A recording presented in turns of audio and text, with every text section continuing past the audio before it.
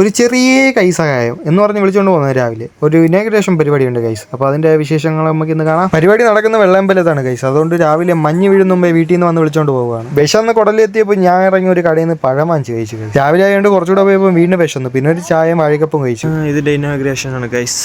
അപ്പോൾ ഇവിടെ ഇങ്ങോട്ട് ഏർച്ച് വയ്ക്കും. പിന്നെ ബലൂൺ ആർച്ച് സെറ്റിയുള്ള പയ്യന്മാർ വന്നു. ബലൂൺ പെരുക്കി, പിന്നെ അത് കോർത്ത് കെട്ടി അതിനൊരു പൈപ്പിൽ ചുറ്റി, പിന്നെ അതൊരു കിടിലം ആർച്ചാക്കി ഗൈസ്. സാധനം അങ്ങനെ ഉണ്ട്, ഇഷ്ടപ്പെട്ടോ എല്ലാവർക്കും? ഈ സുന്ദരിക്ക് പൊട്ടു തുടങ്ങുന്നതിൻ്റെ അടുത്ത പരിപാടിയാണ് കസാരയ്ക്ക് ഉടുപ്പിടക്കം. ഈ ഉടുപ്പിടക്കം എന്ന് വെച്ചാൽ എനിക്കറിയാൻ മേല, ഞാൻ ആദ്യമായിട്ടാണ് ഈ പരിപാടി ചെയ്യുന്നത്. എനിക്ക് 2-3 പ്രാവശ്യം തെറ്റി. പിന്നെ അത് വലിച്ചു കയറ്റി ഇട്ട് കൊടുത്തു. കസാര ഹാപ്പിയായി. ഉടുപ്പിടിപ്പിച്ച് കഴിഞ്ഞപ്പോൾ അടുത്ത് പറഞ്ഞ് കസാരയ്ക്ക് ഇനി വള്ളിയും കൂടെ വേണം. ഈ വള്ളിയുടെ ഓർമ്മ കൂടെ ഉള്ളൂ. ഇങ്ങനെ വള്ളിയും വലിച്ചു കയറ്റിയിട്ടു.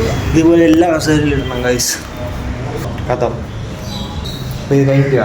എൻ്റെ ജീവിതത്തിൽ ആദ്യമായിട്ട് ഞാൻ കസാരയ്ക്ക് ഉടുപ്പിടിപ്പിച്ചിരിക്കുകയാണ് ഗൈസ്. അത് കഴിഞ്ഞപ്പോൾ നേരെ പോയത് സ്റ്റാൻഡേർഡ് കാണും, പിന്നെ പ്രിന്റ് ആർട്ടി കയറിയിട്ട് അവിടെ നിന്ന് മറ്റേ വെൽക്കം ബോർഡ് വാങ്ങിക്കാൻ. വിമാനത്തിൻ്റെ വീഡിയോ ഞാൻ ചുമ്മാ എടുത്തതാണ്. അങ്ങനെ ഉദ്ഘാടന കാര്യങ്ങളൊക്കെ കഴിഞ്ഞു. നേരെ അവിടെ നിന്ന് ഇറങ്ങിയപ്പോൾ മൊട്ട മഴ.